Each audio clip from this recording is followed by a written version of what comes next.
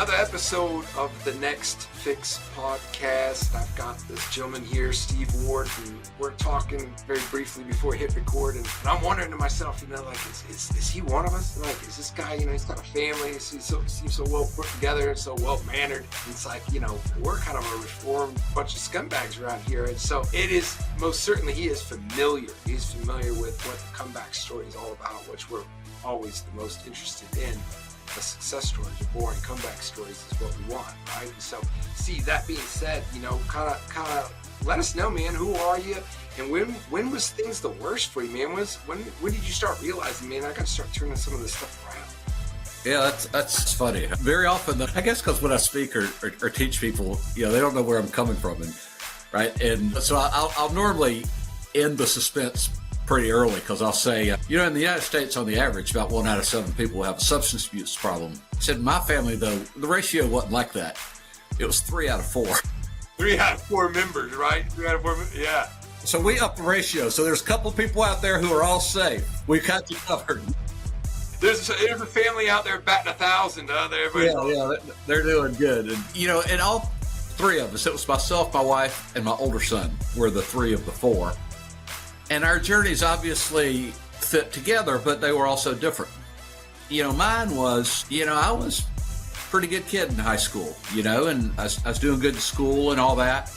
But as is the case with most of us, I wanted to feel a way different than the way I was feeling, right? Comfort level was school, but I wanted to feel kind of cool and calm and connected to that crowd. And I found a way that helped me do that, and happened to involve alcohol. So I started drinking when I was 15. And in high school, it was kind of a means to an end, right? It was a means to connect and be a lot cooler than at 15 years old, that was your end? Because mine was I wanted to talk to girls. It was like, yeah. Oh, well, alcohol helped me do that. You're right. See, that's a good thing. In your own mind, alcohol helps you do anything. I was better with girls. I was better dancing. I was a lot funnier. Yeah. It's funny how that works,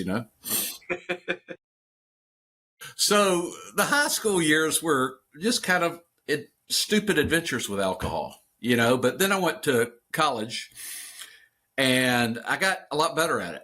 Now, again, I did good in college. My goal in college was to work the least amount I could, but have pretty good grades so I could party 6 nights a week. That was pretty much my goal. So I got a lot more serious at it, and the consequences started getting worse. When you say serious at it, you just started to, like, more and more of your attention was going into the consumption, right?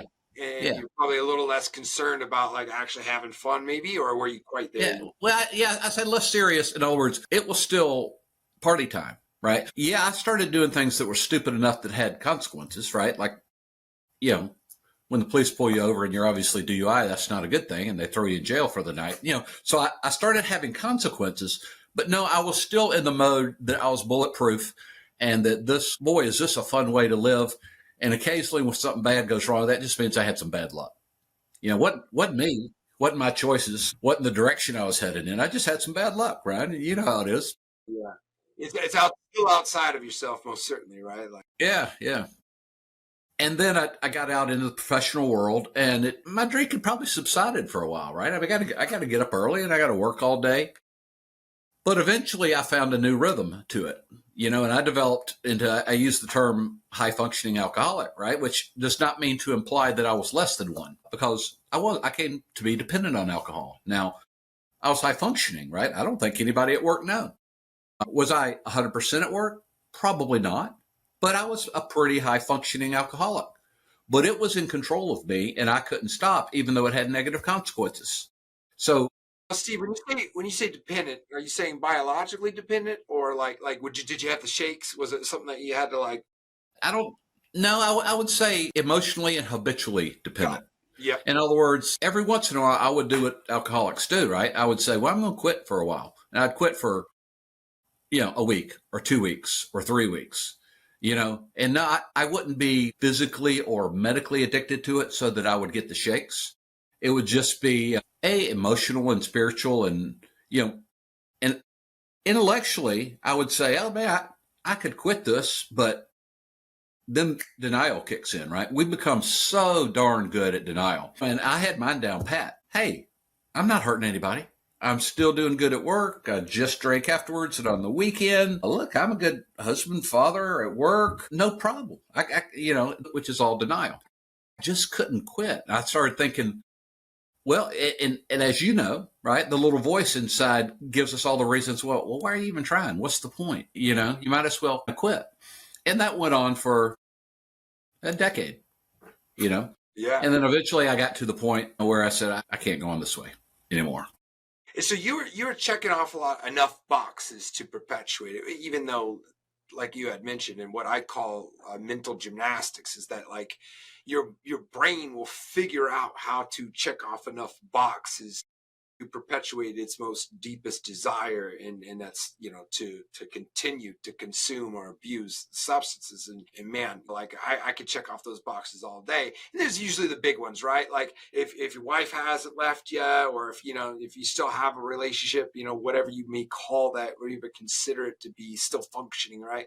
Or you're still going to work, right? And you had mentioned yourself, you weren't 100% when you're at work, right? So you're leaving a lot on the table, probably as far as promotions or probably pay or things of that nature, but you're checking off the box like, oh, I showed up all 5 days, so there's that. It's like people don't completely hate me, so I still got my social scene. And so those boxes, they continue to morph. I found is that our brains will just mangle what is like a career or a vocation into whatever can allow us to, like I said, keep that abuse going, right? And so even at my darkest times, it's like, if I could just check off the box of like, well, I made $20 today, like cash, right?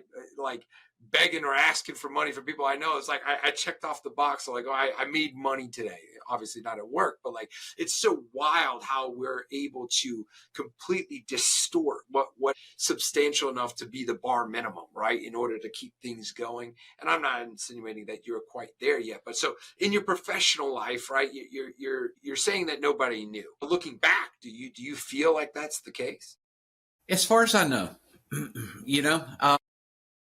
now with other members of my family, they had different journeys. Like on the other end of the spectrum, when my son was, guess what, about the age I was, he'd been raised in the church and went to a Christian school, but we moved back to Atlanta one time, from Orlando, as a matter of fact.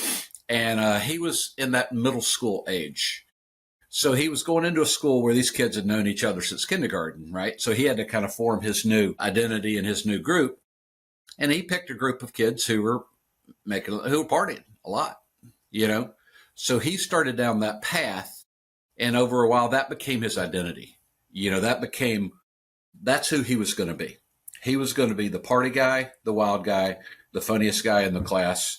That's who he was going to be. And he got really good at it. And it got more and more extreme until later in his high school years. And actually, we talked to him about it, but we had to take him out of school once to go 6 weeks into a recovery program, and that worked pretty good. He came back, went to his senior year. I mean, he's still, he's kind of looking kind of high functioning himself at that point, right? He's a pitcher on his baseball team, but slowly, if recovery hasn't really stuck, right, real life catches up again. And real life started catching up again with him. And about, I don't know, year and a half or 2 years after that, he thought he was ready to try to go away to college. It just didn't seem like he was. So logically, I said, I'm thinking this is a bad idea. It just didn't seem like he was ready. Yeah. And I don't know where your audience is spiritually, but for what I thought was a very clear message, I thought we were supposed to let him go. So we let him go. Right. And he crashed. So you were praying about it, and you were kind of like digging into the, digging your spiritual heels in there to search for an answer on whether or not he should go. And so what you came up with was that, it was. I was frankly surprised by that. And again, I'm not trying to get all spooky on people, but it's not like Jesus walked into the room and handed me a note or something. But I felt like we were supposed to let him go. It was that that God had control of this, and we let him go. And in a quarter, he crashed big time. I mean, just all hell broke loose. And the next 6 months where you tick off what you don't want to have happen to your 18, 19-year-old, it happened, and in retrospect, right, people may say, well, shoot, I don't know what God you were praying to, Steve, but it sounds like he kind of messed you over, right? Because you prayed for something, he gave you an answer, and then look what happened. God's pretty clever about that. All those events led, guess what? He needed to go back in recovery, and he did for a year, and that really put him on the path. So the point being, I think our prayers were answered, but right, God does things in his own timing sometimes. Right. Yeah. It's mysterious to us at the time. It's not just mysterious, but it usually hurts like hell, man. And I was I was talking about, like, when God does shut a door, it's usually slammed in your face. Yeah. And it hurts, and it's you're shut down and you're emotionally inadequate, and you feel all of these things, but that door, it hurts. It may have even hit you in the face, right? But here's the door. It's right at your nose. And what you can't see is that he typically has another door. It's just down the hall, and it just cracked open for you. But you don't know that. Why? Because you got this door shut in your face, and all you're thinking is that it's over and how bad this sucks, because all you can see and feel is the hurt, because you're so close to the present moment catastrophe. And then meanwhile, what you can't know until many years or however long, right, until much further down the road, you realize, oh wow, he just cracked the door open down the hallway, and it's ready for me to walk through. I just gotta push it open, and it's all waiting for me. But you can't see. Nobody can see that, right? And so here he is. Here's your son, and what you're addressing is that it was a blessing disguised as a lot of hardship and challenges, right? And so that's where it was at, huh? Yeah. In fact, between the three of us, right, myself and my wife and my son, we all suffered in different overlapping ways. But when some of all this was going on at the same time, I refer back to that period as the Dark Ages, which is not my wife's favorite nickname for that term, but they were dark. We were scared. We didn't know what to do. You're frustrated. You're angry. And when all that's going on in the family, right, everything else starts going wrong, right? Relationships start going sour, finances come into the ball game, so it was kind of the Dark Ages, but in retrospect, for all three of us in different ways, those times shape us, like I'll go ahead and tell you the good news. The good news is my son is doing very well now, and my wife and I have made it through as well. And I've had this conversation with my son many times, and he gets it, right? I'll say, son, you're now the man that you were intended to be, not in spite of what you went through, but in many reasons because of it. And he understands exactly what I'm talking about. In other words, those things shape us, and recovery shapes us. So he's a young man now who's running around out there. He has the advantage of having already dealt with trials in his life, and he has the advantage of knowing what recovery is all about. Right? His buddies are out there, hey, making money, kicking butt, taking names. Looks like they got everything together. They don't know what they don't know yet. Right? Right. They're running through life, and they haven't experienced any of that. At some point, they're going to hit a wall on something. Right. So that was the point I want to make, is that it's not that the lessons, and I suppose even the skill set that recovery gives you is applicable in so many things in the world, right? Because as you would point out, I'm going to steal that word, is hardships. Whether somebody has to go through recovery or not, that's in question. Okay, sure. But there is no doubt that everyone will go through hardships, and everyone will see challenges. And so when you are capable of overcoming a challenge such as substance abuse or going through the process of recovery, I mean, that process of worth and self-respect and discipline and courage, probably most of all courage, right? Like when you start to develop those in the process of recovery, you can apply that for everything, right? That could be losing your job, it could be losing a family member or a lost one, or wife, or husband, whatever it may be. You are so much more set up for success when that challenge or hardship does come. And it's as a result of that journey through recovery, which makes people harder than a coffin nail. Yeah. And that's, again, I assume people listening to this are at all different stages of where they are in their own journey. As somebody they know, maybe they're familiar with recovery, maybe they're not. But for those who aren't, they really need to understand something. You said something really, really important a minute ago. You used the word skill set. If for people who aren't used to recovery, I was telling Ryan before, right? To me, recovery wasn't this dark, arduous journey. I enjoyed it. I thought, this is great. I'm learning a lot of stuff that really is very helpful. And what recovery is really about is it's not a black art just so that you can keep your hand off the bottle or not take pills anymore. It certainly helps you do that. But what you are learning is a lifestyle. You're learning life skills that help you emotionally, spiritually, socially, mentally, personally. It's a practical lifestyle that helps you find more peace, joy, and purpose in life. And by the way, when you live life the right way, the odds of you going down a road towards substances or an addictive behavior are less. So it's an opportunity to change your life for the better. I believe we're all addicted to something, right? For some of us, it's substance and we crash and burn and a lot of stuff goes wrong. But for many people, they're just addicted to control or anger or people pleasing or codependency or pornography we all have stuff that we do. And we all need recovery. I'm convinced. I think in fact, that's why I wrote my first book. It's like, how do you take recovery to the rest of the world, right? Why don't parents raise their kids and teach them these life skills? Why don't we teach these life skills in middle school and high school? I think everybody needs to learn a lot of the stuff they teach in recovery. Right. Now, are you referencing like maybe the 12 steps specifically, or are you referencing something that you apply yourself? Specifically. So when I was in recovery, so I went to Celebrate Recovery, which is a 12-step based program. My wife was in AA, right? Which is also a 12-step based program. And I was fascinated by the 12 steps. I thought, man, that looks like timeless wisdom that's just been incorporated into a practical process, right?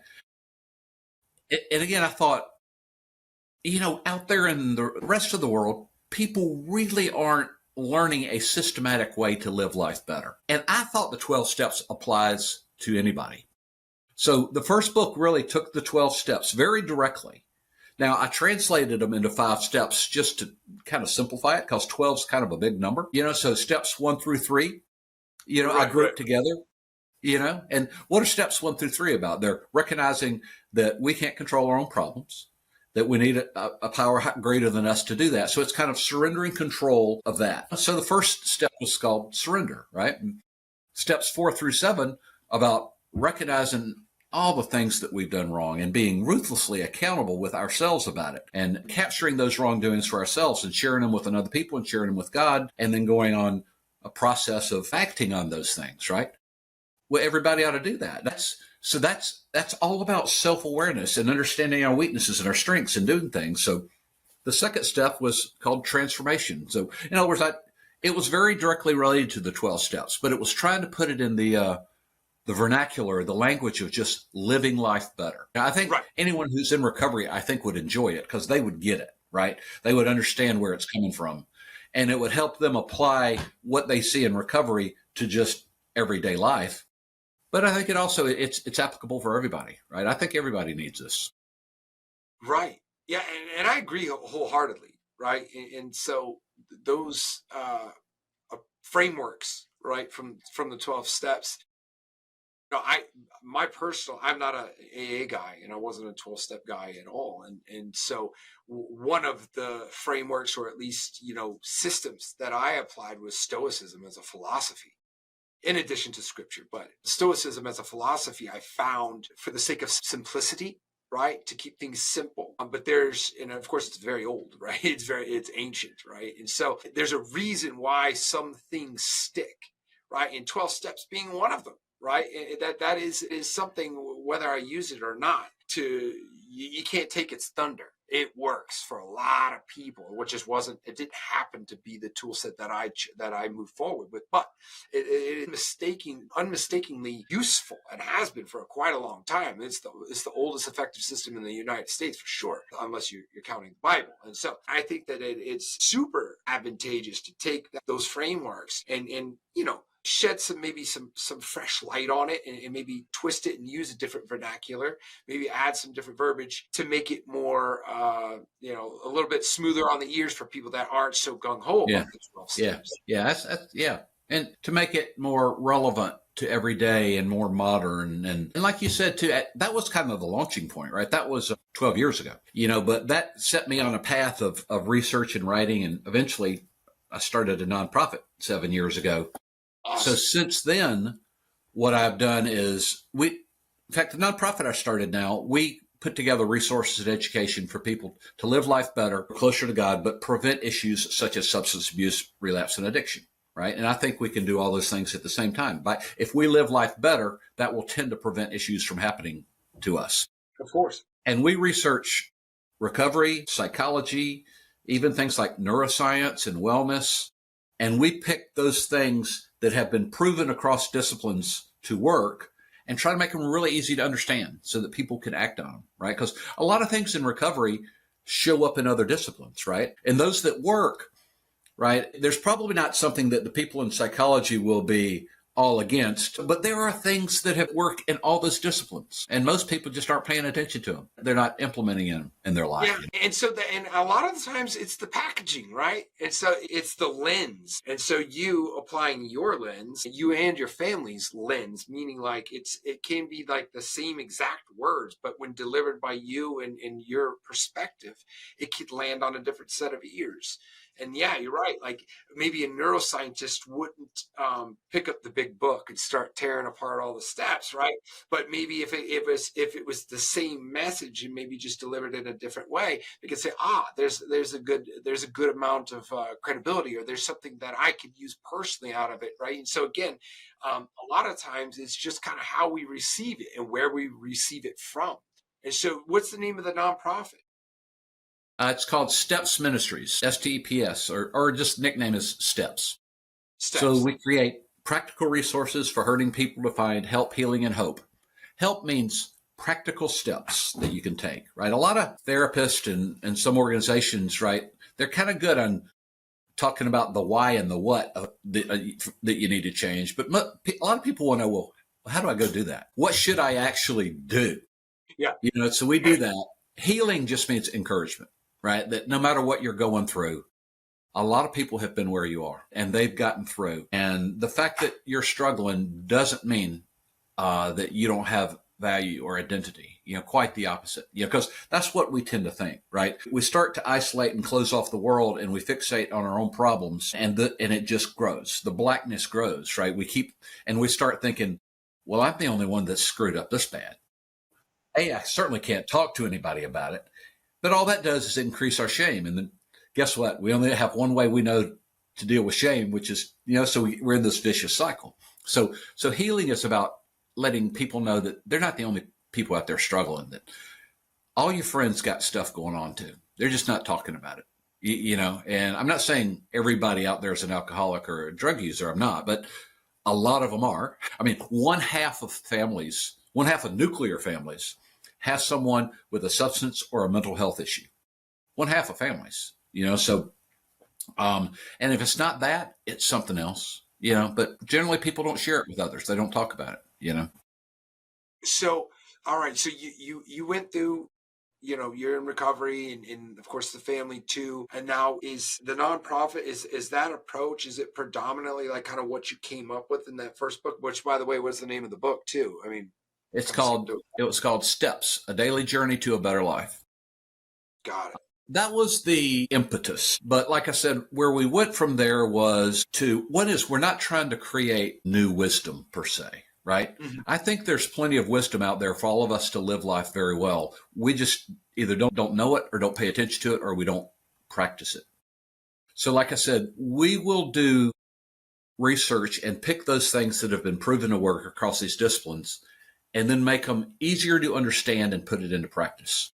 Right. And we'll create resources. We do a lot for parents because I think a lot about trying to get upstream of those life-changing catastrophes that we sometimes have. If you're going down the path of addiction, it's sooner or later your life's going to turn upside down and really bad stuff's going to happen, right?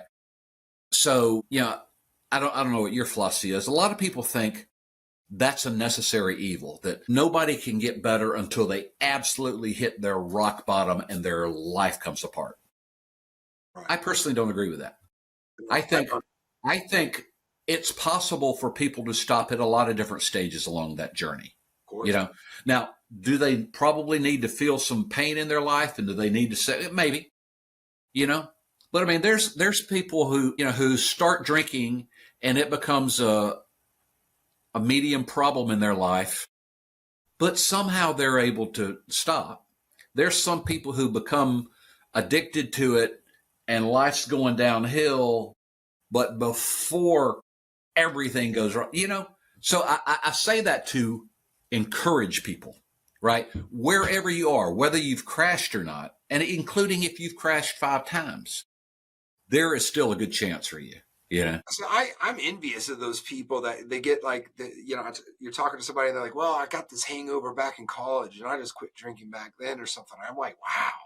Because I think that what you're bringing up, looking at it from a different lens, right? It's the degree to which a person can tolerate pain can be their worst enemy when it comes to the rock bottom. Why? Because I know that personally. Like my ability and resilience for pain kept me perpetuating my abuse for far too long, because like you had mentioned, when you were in your younger days, even in high school, like, oh, it was just bad luck, right? Well, me, I was just like, I was so impervious to hardships that like, even when people, it was like undoubtedly, undeniably horrible and bad what was happening to me. I mean, I was in a coma, all these things. Like to me, it really didn't do that. It didn't stop me. It wasn't enough for me to even make the decision to turn things around until, I mean, it was like I said, you know, it was like so many rock bottom moments had stacked up on top of each other that it was completely undeniable. And not even like I was in such denial.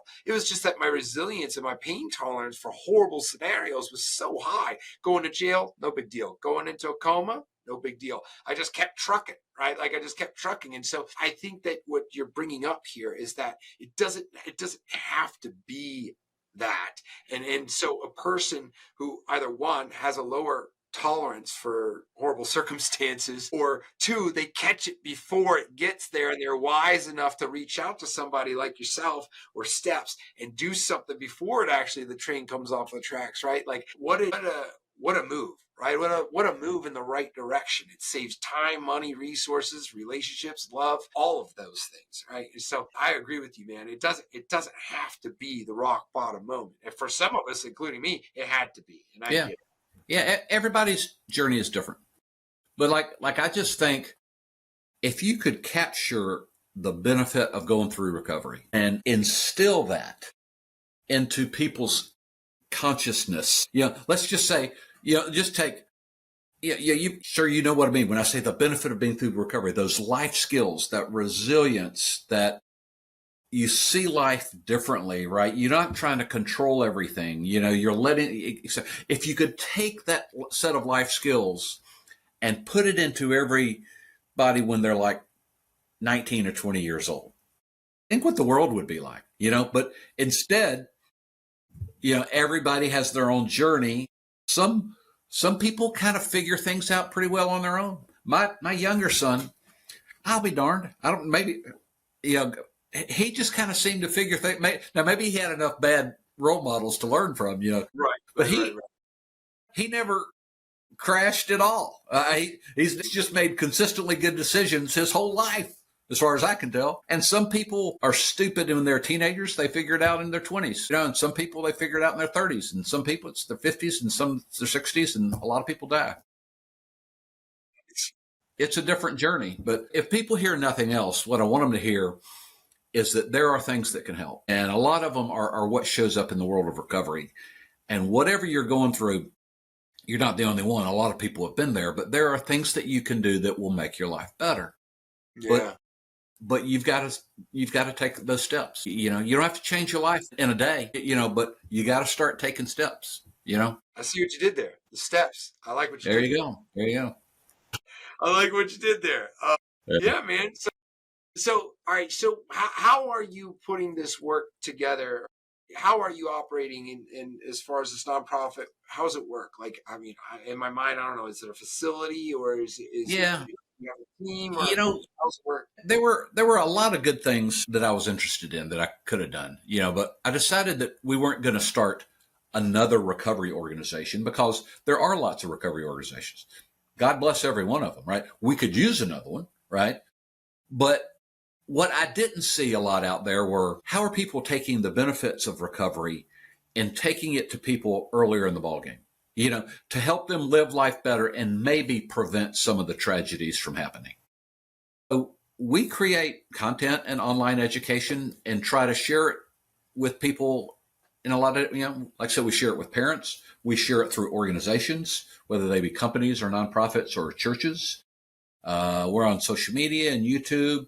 We have online courses that people can go and Wow. use. Like we just finished one called Preventing Addiction and Bad Habits by Taking the Right Steps Along the Way. In other words, it's kind of an online set of resources that somebody could go through in probably less than an hour, but it captures a lot of the best of from recovery in one place, and it tries to deliver it to people so that maybe earlier in the ball game they can get some of the benefits of that. So what we do, it doesn't replace recovery by any means, right?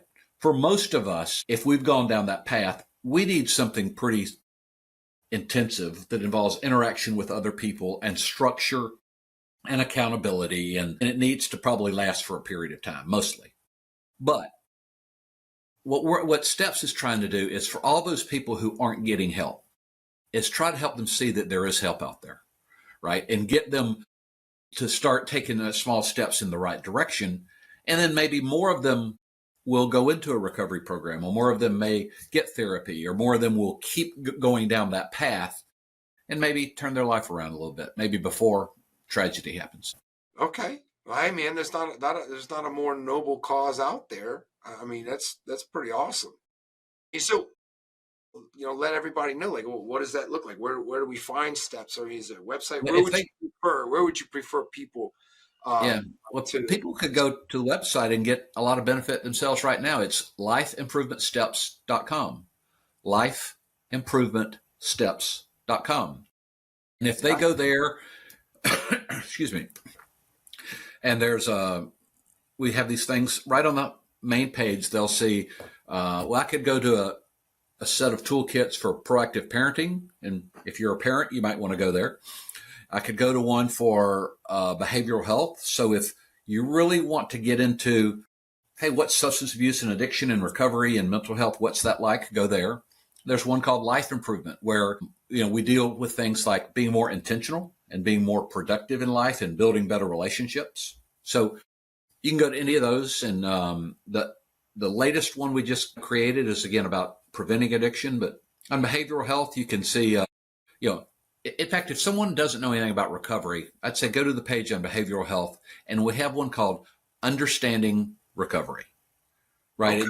It just, if you don't know what it's like, go there, because a lot of people who haven't been through recovery, they think it's a bunch of weird people doing strange things, and they would be embarrassed to go to this meeting, and somebody's going to call on them, and they're going to feel dumb, and everybody's going to know. You're not too far. There's people who feel that way, man, and then it prevents you from making a move. Yeah. But what they really need to know is, walking into a recovery meeting is probably the safest place you'll ever be, and it's the most welcoming, warm, real, and genuine place that you may ever be. So we try to let people, get past some of the stigma that's out there, and see that, hey, just because you got something going on, that we all got something going on.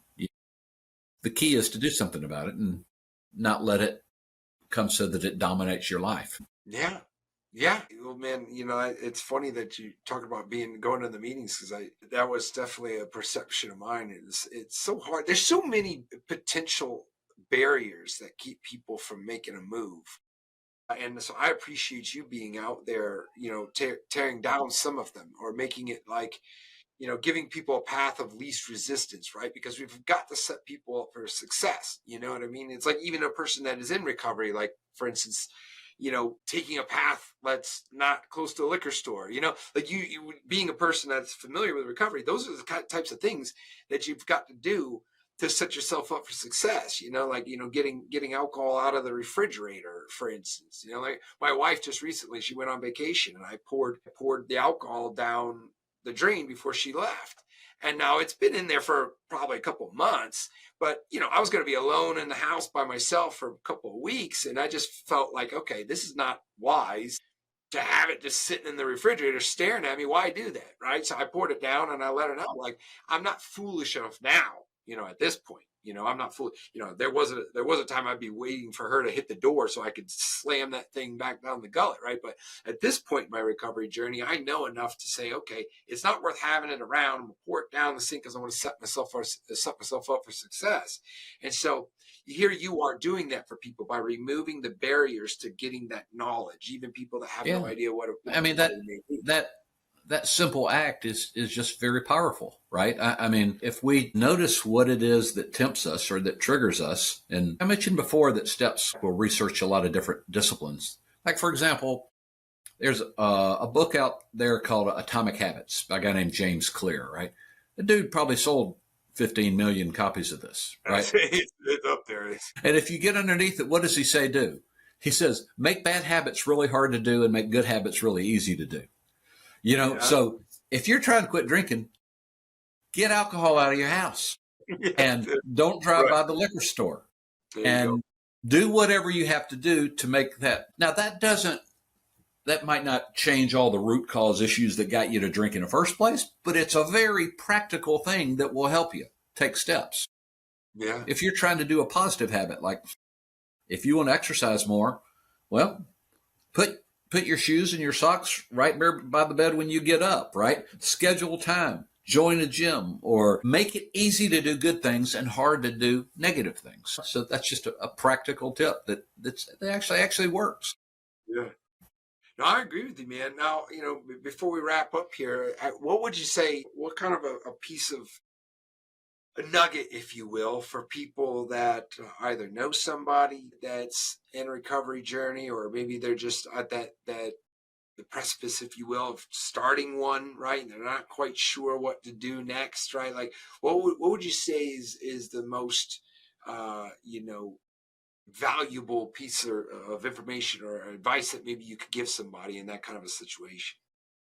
Normally, when I get asked that question, I say something similar to what I said before, which is if you're hurting right now, you may think that you're so broken that you can't be fixed and everybody else is better than you and you feel ashamed. And so you're growing increasingly isolated and you don't know what to do and things are getting worse and worse.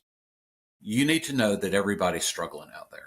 They really are. And that there are millions of people who've been right where you are. And they've gotten better. And it's okay not to be okay, but you don't have to stay that way. There's no magic wand that you can wave, but I promise you, other people have gotten better, and there are steps you can take that will move you in a positive direction. You can move toward a better life. I would normally say that.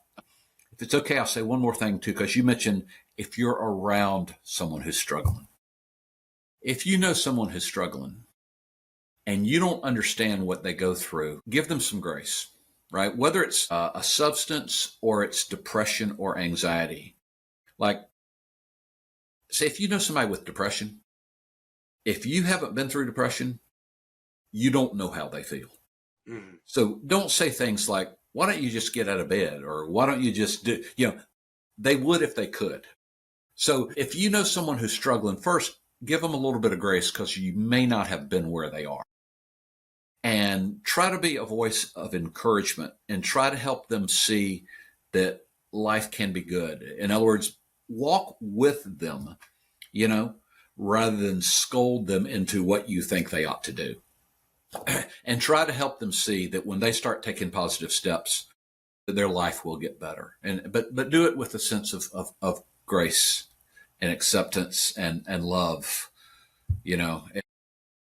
rather than thinking, it's not your job to fix them, and it's not your job to scold them into doing what you think they ought to do. That ain't gonna work, So yeah, it never does. It never does. Yeah. But and that's a really good thing to focus on is participating in the grace, right? Because it doesn't come from us; it comes from God. But we can do a better job of facilitating that grace, and so we can choose that, right? And so when you're talking about being at the crossroads of either tearing somebody down or lifting somebody up. And you could, I'll give you a real quick example before we wrap up here, man. And that was a major pivot in my life, is that a friend of mine came to the house. I hadn't shown up to work, that he got me the job, right? So I hadn't shown up. He decided to swing by my house. And I thought, here he comes. He's going to come in here. I had like a 1.75 of vodka sitting in the refrigerator. It's about all I had. And I thought, he's going to come in here. He's going to pour it down the sink, and he's going to give me an earful about why I didn't show up to work. He didn't. He didn't even pour out the vodka. He just sat down with me. He kind of like assessed the situation, realized I was not sober. And then he said a prayer. He held my hand and he said a prayer for me. And that was the first time somebody had held my hand and prayed for me. And so that was, he chose to not go that route, not to add shame and guilt to me. And that was a big moment in my life. And I bring it up to him, and he barely even remembers it, but it was huge because he had chosen grace instead of the other route, you know, of kind of just getting angry, which he very well could have. And so I'm very thankful for that moment, man. I'm also thankful for you, Steve, for coming on today and talking to us about steps and about what the work that you're out there doing, and of course your family and the success that you've had in your recovery journeys. And that's something to shoot for, man. And so it's been an absolute blessing. My pleasure. I love what you're doing. You're getting the good word out there. Godspeed. Doing an awesome job. I appreciate it, dude. I love being here and love talking to you. All right, guys. This has been another episode of The Next Fix. We'll see you.